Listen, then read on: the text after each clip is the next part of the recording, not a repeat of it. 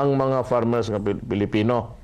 Nga mawad-an sila og initiative, mawad-an sila gana magtanom kay pag-abot sa importation sa bugas sa gawas, Vietnam, Thailand, and maybe some other place, mas barato.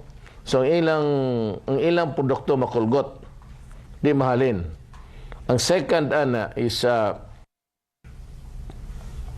ang taxes gid mismo. Ang Pilipino nga mag-uuma og ang buwis. Igo ta diha. So nako tabang mo. And from now on, dili ko gusto nga basig na usa ka sakong bugas nga sa syudad mulanding. I do not want to see even one sack of smuggled rice. Nagkasinabot man siguro ta diha, pero ako silang giingnan, na tugod unang panahon, once it is cleared sa customs, wala na.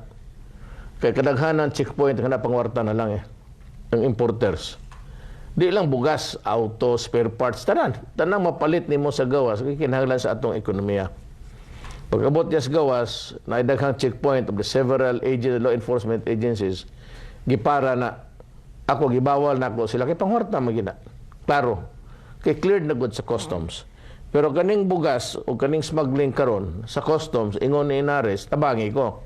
So yun ako, well, anyway, tawag na akong NBI, CIDJ, tanan, police.